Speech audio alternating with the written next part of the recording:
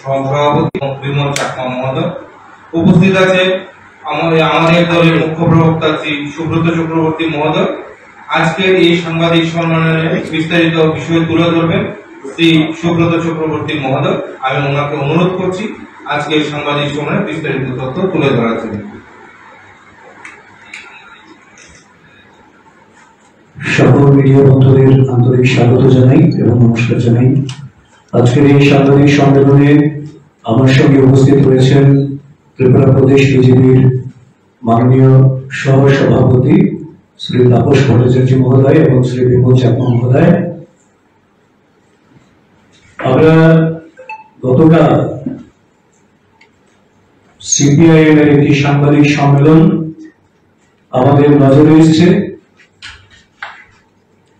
সেখানে মাননীয় জিতেন চৌধুরী মহোদয়, মাননীয় পবিত্র কর মহোদয় এবং মাননীয় সুরম দাস মহোদয়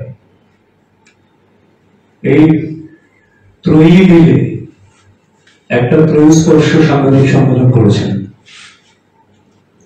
যেখানে সম্পূর্ণভাবে মিথ্যার বিষয়, মানুষকে বিভ্রান্ত করার ভিন্ন চক্রান্ত এবং সম্প্রতি যে আমাদের লোকসভা নির্বাচনে তাদের যে ভরাডুবি হয়েছে, তার থেকে যে ফ্রাস্ট্রেশন, যে নৈরাশ্য, গণবর্জিত হওয়ার যে যন্ত্রণা, তারপরে মানুষকে আবার বিভ্রান্ত করে কিভাবে জমি ফিরে পাওয়া যায় এবং সরকারকে কার্যকর করা যায়, তার একটা ভিন্ন প্রয়াস কালকে সাংবাদিক সম্মেলনে আমরা লক্ষ্য করলাম।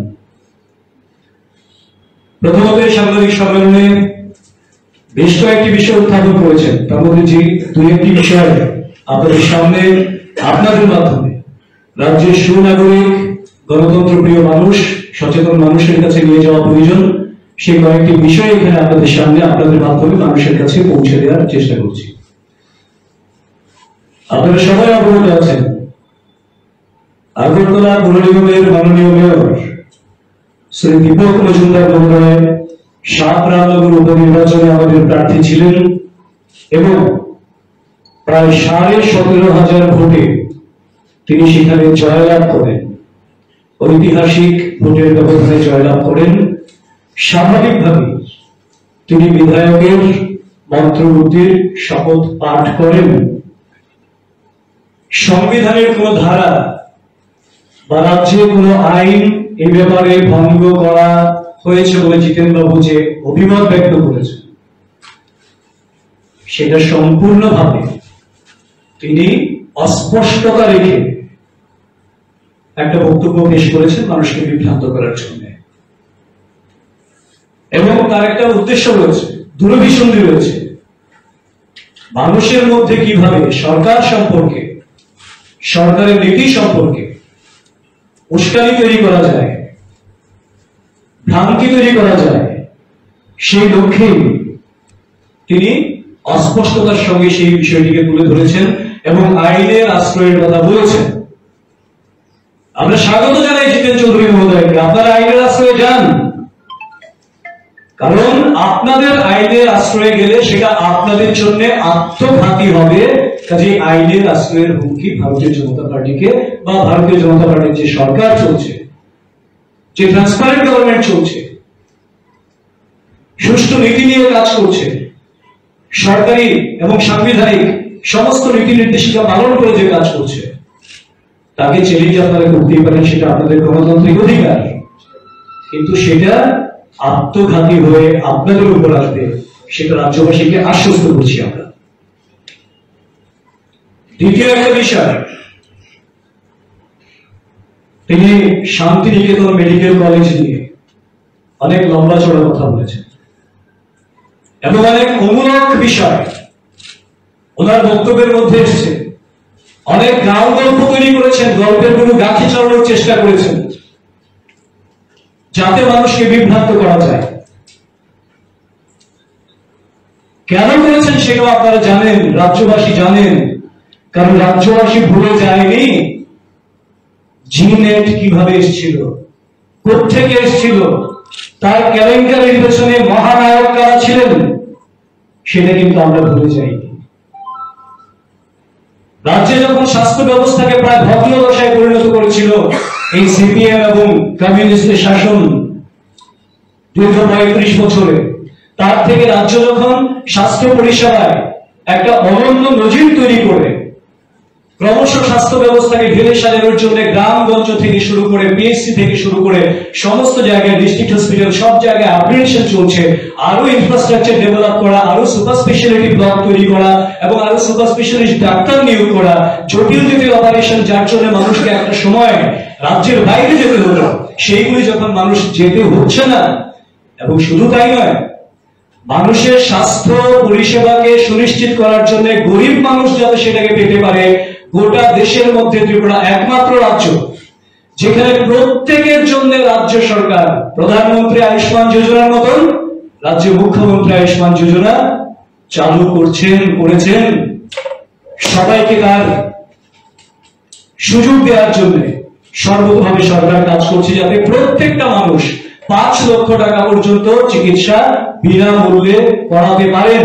সেই সুযোগ যখন সম্প্রসারণ করছেন সব দিক থেকে, তখন রাজ্য সরকারকে বদনাম করার জন্য একটা ঘৃণ্য প্রয়াস শুরু হয়েছে। জিনেটের বিষয় কি ছিল? কেরালা এবং পশ্চিমবঙ্গে তাদের দখলে ছিল তখন কেরালার সেই একটি সংস্থাকে জিনেট, সম্ভবত গ্লোবাল নেট, কারণ তারা তো আন্তর্জাতিকতায় বিশ্বাসী, সব গ্লোবালকে তারা লোকাল করতে চায়। এটাই সিপিএম। সেই সংস্থাকে স্বজন পোষণের আড়ালে জমি দেয়া, হাসপাতালের বিল্ডিং, যন্ত্রপাতি, সম্পূর্ণ পরিকাঠামো, এমনকি উন্নত মানব সম্পদ দিয়ে আজকে সেই মেডিকেল কলেজ সেখানে চীনের স্থাপন করেছিল। এবং বিধানসভায় প্রস্তাব তো দূরের কথা, ব্যক্তিগত মালিকানা খণ্ডে এই বিনিয়োগ কার ইঙ্গিতে হয়েছিল, কোন আইনে সম্ভব হয়েছিল, সেই প্রশ্নের জবাব কিন্তু সিপিএম তার দীর্ঘ শাসনে মানুষকে দেয়নি, জানান দেয়নি। কিন্তু বর্তমান সরকার, মাননীয় মুখ্যমন্ত্রী অধ্যাপক ডক্টর মানিক সাহা মহোদয়ের নেতৃত্বে যখন দেশের বিভিন্ন প্রান্ত কিংবা বহির্বিশ্বের বিভিন্ন জায়গা থেকে পরিবেশ বান্ধব, শিল্প বান্ধব, চিকিৎসা বান্ধব একটা পরিস্থিতি তৈরি করার চেষ্টা হচ্ছে, চিকিৎসা পরিষেবাকে ঢেলে সাজানোর মতো ব্যবস্থা হচ্ছে, সেই জায়গায় শান্তিনিকেতন মেডিকেল কলেজ ত্রিপুরায় তা একটা শুরু করতে চাইছেন। এবং এই যে শুরু করতে চাইছেন, সেখানে রাজ্য সরকার এক বিন্দু জমি দেয়নি, কোন পরিকাঠামো রাজ্য সরকার করে দিচ্ছে না, কোন অর্থ সাহায্য দিচ্ছে না, কোন মানব সম্পদ দিয়ে সাহায্য করছে না। তারপরেও এইটাকে নিয়ে এই ধরনের অপপ্রচার করা সম্পূর্ণ দুরভিসন্ধিমূলক, রাজ্যের উন্নয়ন স্তব্ধ করে দেওয়ার একটা ষড়যন্ত্র, এবং যাতে করে মানুষের মধ্যে বিভ্রান্তি তৈরি করা যায় সেই লক্ষ্যে একটা নতুন চক্রান্ত যে রচিত হচ্ছে ত্রিপুরার মধ্যে, তাদের নির্বাচনে ভরাডুবির পর নতুন করে কৌশল রচনা করছে, তার স্পষ্ট ইঙ্গিতের মধ্যে রয়েছে।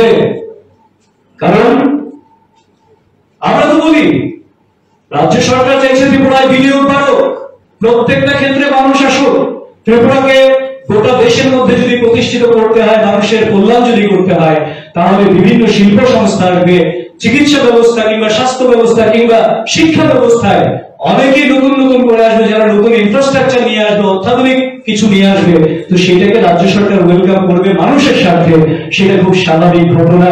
কিন্তু সেটাকে এইভাবে জনবিরোধী একটা তকমা দিয়ে এইভাবে কলুষিত করার যে ঘৃণ্য প্রয়াস, তার তীব্র প্রতিবাদ এবং নিন্দা জানাচ্ছি। ওনারা বলছেন আইজিএম হসপিটালের কথা, ওনাদের মেডিকেল কলেজ সম্পর্কে ওনাদের কোনো ধারণা আছে কিনা আমার সন্দেহ হয়।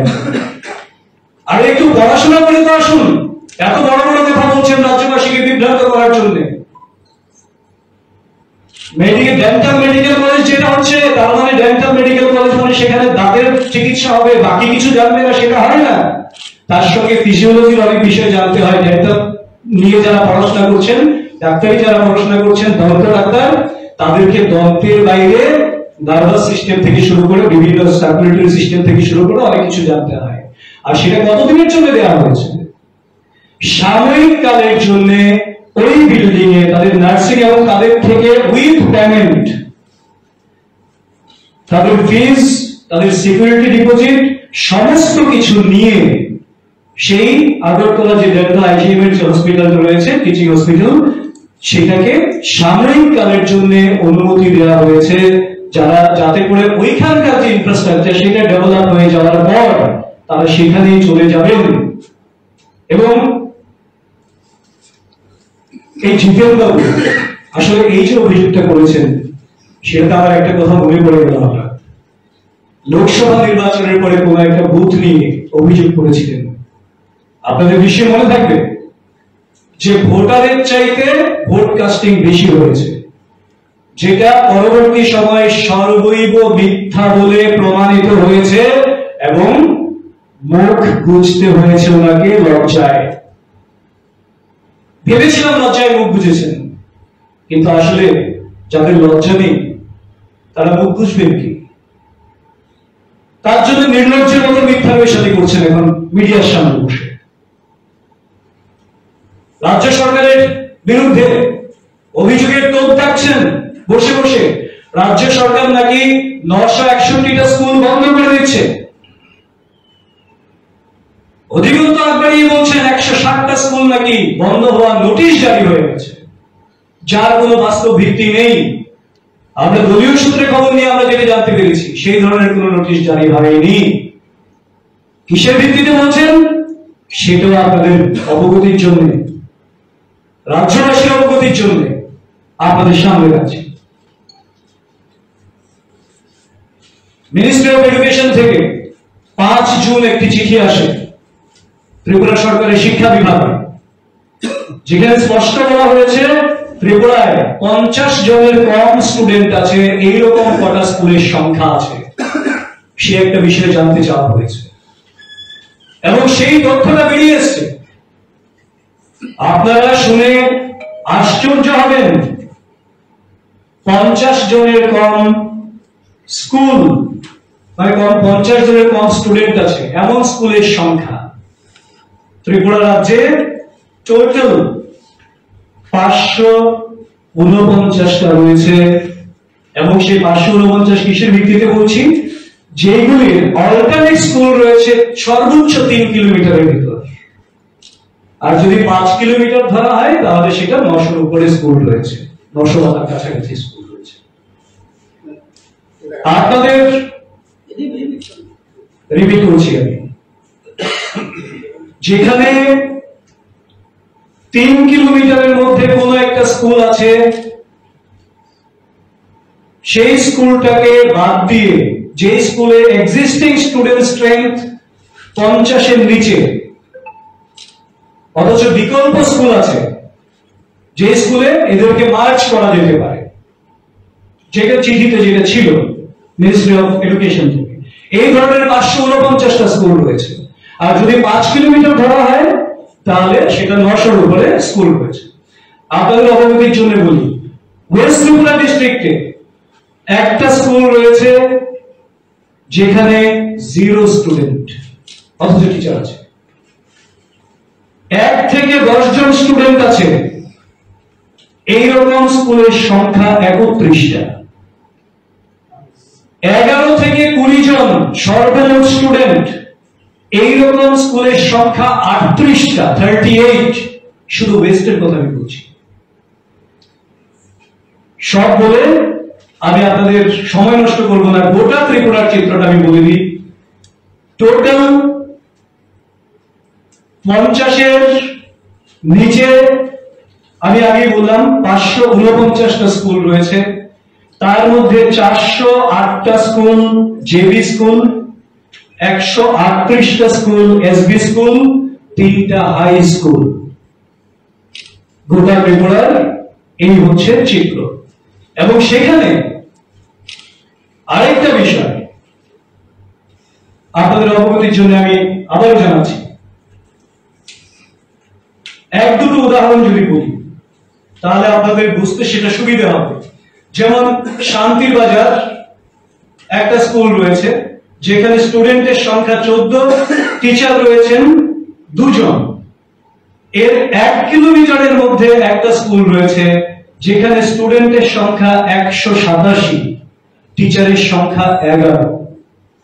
কাজে বিষয়টা এইরকম ভাবনায় এই ডাটাবেস তৈরি হয়েছে, পরে যা হবে সেটা পরের বিষয়, যে এই 14 জন স্টুডেন্ট যদি 187 জনের সঙ্গে যুক্ত হয়ে যায় তাহলে সর্বোচ্চ কোন স্টুডেন্টকে 1 কিলোমিটারের মধ্যে অন্য একটা স্কুলে যেতে হচ্ছে, যেখানে স্টুডেন্টের সংখ্যাটাও বাড়লো না, আর 11+2 টিচারের সংখ্যাটাও 13 হয়ে গেল, স্কুলটা স্মুথ রানিং করবে। এইরকম গোটা ত্রিপুরা রাজ্যের বহু চিত্র রয়েছে। আর যেটা বলছেন যে 160টা স্কুলের বিজ্ঞপ্তি জারি করা হয়েছে, বিজ্ঞপ্তি প্রকাশ করুন, কোথায় পেলেন?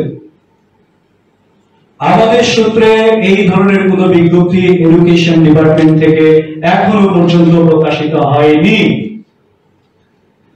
তৃতীয় একটা বিষয় যিনি দৃষ্টি আকর্ষণ করার চেষ্টা করেছেন তিনজন মিলে, বলছেন রাজ্য সরকার চাকরির জন্য বারবার আবেদনপত্র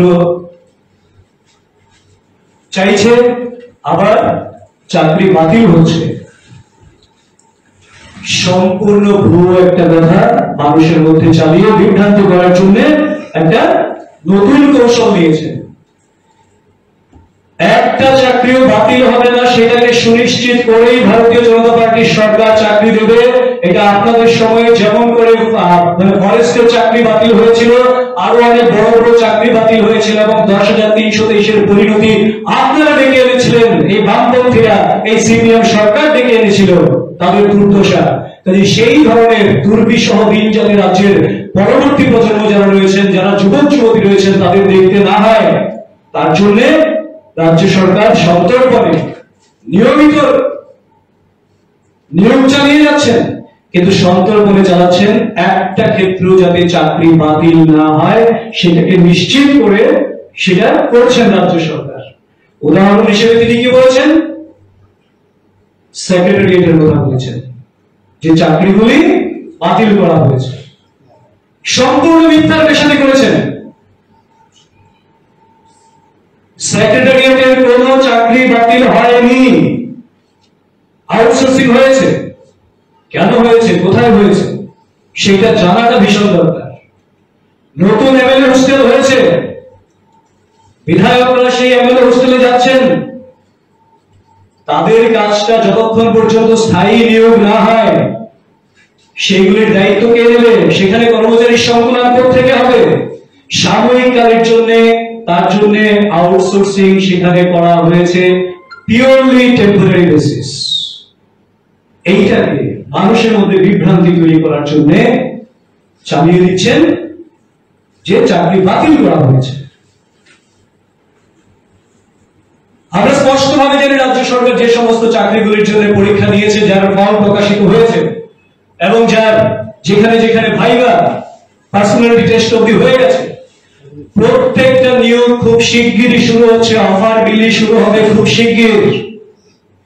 সেখানে ইঞ্জিনিয়ারিং সার্ভিস বলুন, টিসিএস টিপিএস বলুন, স্টেনোগ্রাফার বলুন, সিডিপিও বলুন, আইসিডিএস বলুন, সমস্ত ক্ষেত্রে নিয়োগের সমস্ত স্ক্রুটিনি, সমস্ত কিছু সম্পন্ন হয়ে গেছে। কাজেই প্রত্যেকেই যারা যারা যোগ্য হিসেবে যারা কোয়ালিফাই করেছেন প্রত্যেকেই তারা চাকরি পাচ্ছেন। এবং শুধু তাই নয়, আপনাদেরকে বারবার একটা কথা বলে বিভ্রান্ত করে যে জেআরবিটি দিচ্ছে না, জেআরবিটি দিচ্ছে না। আমরা তো জানি জেআরবিটির ব্যাপারে ফাইনাল স্ক্রুটিনি হচ্ছে। একটাই লক্ষ্য রাজ্য সরকারের, সম্পূর্ণ স্বচ্ছতার সঙ্গে, সম্পূর্ণ বৈধতার সঙ্গে চাকরিগুলিকে সুনিশ্চিত করা। সেখানে একবারের জায়গায় কোনো ক্ষেত্রে যদি দুবার স্ক্রুটিনি করতে হয় সেইখানে কোনো সমস্যা নেই, কিন্তু কাউকে চাকরি দেওয়ার পর সেই চাকরি যাতে চ্যালেঞ্জ না হয়, সেই চাকরি যাতে চলে না যায় এবং তাদেরকে যাতে সেই জীবন যন্ত্রণা ভুগতে না হয় পরবর্তী যারা আমাদের যুবক যুবতী ভাই বোনেরা রয়েছেন, সেটাকে সুনিশ্চিত করেই রাজ্য সরকার চাকরির সমস্ত ব্যবস্থা করবেন। এটা নিশ্চিতভাবে ভারতীয় জনতা পার্টি বিশ্বাস করে এবং সেই লক্ষ্যেই রাজ্য কাজ করছে রাজ্য সরকার। রেগা নিয়ে অনেক কথা বলেছেন। এবং প্রতিদিন একবার করে ঘুম থেকে উঠে তারা বলেন, আসলে আমরা যারা ধর্ম বিশ্বাস করি, আমরা তো নিজের ইষ্ট দেবতাকে প্রণাম করি সকালবেলা উঠে, তো তারা তো ধর্ম বিশ্বাস করেন না, এবং তাদের যে কার্যকাল ছিল সেটা ছিল নাইরাজ্যের নৈরাজ্যের একটা কার্যকাল ছিল। তার জন্য তারা সকালবেলা উঠে আমরা যেমন ভগবানের নাম স্মরণ করি, তারা স্মরণ করেন নাই নাই নাই নাই নাই নাই নাই, কাজ নাই, এত নাই, এই নাই, সে নাই। কোথায় নাই দেখেন? আসলে আপনাদের দৃষ্টি নাই, আপনাদের দৃষ্টিভঙ্গি নাই, আপনাদের কর্ম নাই, আপনাদের চিন্তা নাই, কাজে আপনারা শুধু নাই দেখেন। বলছেন রেগার কাজের শ্রমিকরা এখনো টাকা পাচ্ছে না, কাজ করে ফেলেছে। দায়িত্ব নিয়ে বলছে একটা জায়গায় দেখাতে পারবেন না যে কাজ করেছে কোন শ্রমিক টাকা পায়নি। প্রত্যেকে তাদের মজুরি পাচ্ছে, কিন্তু আপনাদের সময় যেটা হতো আপনারা বলতে পারতেন লালবাড়িতে বসে যে রেগার টাকা পাচ্ছে কিনা, কারণ যেদিন পেমেন্ট হতো সেদিন কোন এক কমরেড গিয়ে ব্যাংকের মধ্যে পায়ের উপর পা তুলে বলতেন যে পার্টির জন্য 50 টাকা দিয়ে যেতে হবে, দাদা বলেছে। এটা হচ্ছে শ্রমিকের পয়সা লুণ্ঠন। সেই লুণ্ঠন ব্যবস্থাটাকে তো বন্ধ করে দিয়েছে, এখন সরাসরি ডিবিটির মাধ্যমে টাকা চলে যায়। তার জন্য সেই প্রসেসিং এ যদি দেরি হয় কোথাও, সেইটা হতে পারে, কিন্তু প্রত্যেকে টাকা পাচ্ছেন, নিয়মিতভাবে টাকা পাচ্ছেন। এটা একটা বিষয়। বলছেন কি কাজের কথা বলছেন, রেগার কাজ কমে গেছে। রেগাতে এখনো ত্রিপুরা গোটা দেশের মধ্যে সন্তোষজনক একটা কাজের জায়গাতে, কাজের সাফল্যের জায়গাতে রয়েছে। কিছুদিন আগেও, কয়েক মাস আগেও রেগাতে ত্রিপুরা পুরস্কৃত হয়েছেন, এবং 2024-25 অর্থবর্ষের জন্য এখনো পর্যন্ত আমাদের কাছে যতটা খবর রয়েছে 3 কোটি ম্যান্ডেট এখনো পর্যন্ত অলরেডি ত্রিপুরার জন্য বরাদ্দ রয়েছে। আরো ম্যান্ডেট বাড়বে, কমবে না, এবং নিয়মিতভাবে তার পেমেন্ট হচ্ছে। কাজে এই কথাগুলি বলে মানুষকে বিভ্রান্ত করে যে রেগার কাজ নেই, আর রেগার বিষয়ে আপনাদের সম্পর্কে আর কি বলবো, কারণ রেগাতে আপনারা ত্রিপুরা রাজ্যের যত আয়তন তার চেয়ে বেশি পুকুর নাকি খনন করেছেন। আমরা কি কোথায় আছি আমরা নিজেরাও জানি না, জলে আছি না কোথায় আছি। আপনাদের ডাটাবেস ছিল সেরকম। পুকুর চুরি করেননি, গোটা রাজ্যটাকে চুরি করেছেন রেগার নামে, আর এখন বলছেন রেগার কাজ নেই, রেগার পেমেন্ট হয় না। সম্পূর্ণ মিথ্যার দেশাধীন, এবং তার পেছনে একটা তীব্র চক্রান্ত রয়েছে, ষড়যন্ত্র রয়েছে। আরেকটা বিষয় আপনাদের অবগতির জন্য বলি, ওনারা দৃষ্টি আকর্ষণ করেছেন পঞ্চায়েত নির্বাচন নিয়ে, অনেক কথা বলেছেন, আশঙ্কা প্রকাশ করেছেন। আশঙ্কা প্রকাশ করাটা একেবারেই সাধারণ ব্যাপার, কারণ এটা যে কোনো শিশু বুঝবে। আসলে এগুলি চাইল্ডিশ গেম, চাইল্ডিশ কমেন্টস, শিশু সুলভ কথাবার্তা। যেখানে রাজ্যের সম্প্রতি লোকসভা নির্বাচনে 3358টা বুথের মধ্যে কংগ্রেস সিপিএম জোট করে এই জোট মাত্র 88টা বুথে লিড নিতে পেরেছে, বাকি সমস্ত বুথে ভারতীয় জনতা পার্টিকে প্রাণ ভরে রাজ্যের মানুষ আশীর্বাদ করেছেন। কাজে ওনারা বুঝতে পারছেন যে রাজ্যের মানুষ এদেরকে পাত্তারি গুটিয়ে চলে যাওয়ার নির্দেশ দিয়ে দিয়েছেন এবার ভোটে। তার জন্য এবারের পঞ্চায়েত নির্বাচনে আমরা আগেই ঘোষণা করেছি, কিছুদিন আগেই ঘোষণা করেছি, আমাদের লক্ষ্য এবার প্রত্যেকটা বুথে জয়লাভ করা। স্বাভাবিকভাবেই মানুষ যারা এখনো বিভ্রান্ত হচ্ছেন তাদের সঙ্গে জনসংযোগ করে, তাদের সঙ্গে কথাবার্তা বলে আমরা আমাদের সাংগঠনিক শক্তির মাধ্যমে তাদেরকে আমাদের সঙ্গে এবং আমাদের সরকারের কাজ করবে যাতে সমর্থনে থাকে, সেই জন্য আমরা প্রয়াস রাখবো। সবকটা বুথ জয় করা আমাদের লক্ষ্য থাকবে। তার জন্য তীব্র নৈরাশ্য, হতাশা এবং তাদের আগাম ভরাডুবির আঁচড়ে তারা প্রলাপ বকতে শুরু করে দিয়েছেন। আসলে এই সমস্ত করে তারা কি বার্তা দিতে চাইছে? একদিকে যখন গোটা রাজ্য উন্নয়নের নতুন ধারায় প্রবাহিত হচ্ছে, যেখানে রাজ্য সরকার চাইছে আগরতলাতে বা ত্রিপুরার যে কোনো প্রান্তে এইমস, সরাসরি এইমস হাসপাতাল রাজ্য সরকার স্থাপন করার জন্য সর্বাত্মক উদ্যোগ গ্রহণ করেছে। আইআইটি, আইআইএম স্থাপন করার জন্য রাজ্য সরকার সর্বতোভাবে উদ্যোগ গ্রহণ করছে, এবং আমাদের কাছে যতটা খবর রয়েছে নর্থ এবং গৌমতীতে কেন্দ্রীয় বিদ্যালয় হচ্ছে নতুন। 2টি কেন্দ্রীয় বিদ্যালয় খুব শীঘ্রই ত্রিপুরা রাজ্যের জন্য আসতে শুরু করেছে।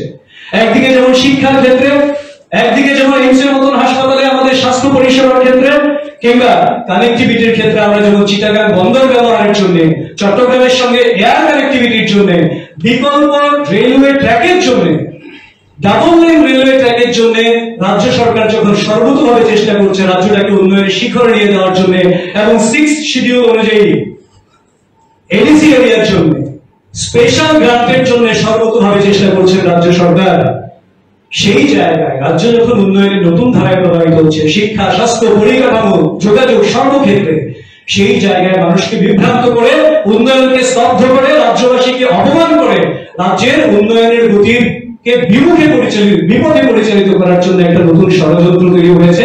এই ষড়যন্ত্রকে আমরা তীব্রভাবে প্রত্যাখ্যান করার জন্য গণতন্ত্র প্রিয় এবং শান্তিপ্রিয় মানুষ, উন্নয়নকামী মানুষের কাছে, শুভবুদ্ধি সম্পন্ন মানুষের কাছে আবেদন রাখছি এবং এর তীব্র প্রতিবাদ এবং ধিক্কার জানাই যে আগামী 6 দিন বা 7 দিন তারা যে কর্মসূচির কথা বলছেন এটা মানুষ গণবর্জিত করবেন, এই আহ্বান এবং এই আবেদন মানুষের কাছে আপনাদের মাধ্যমে রাখছি।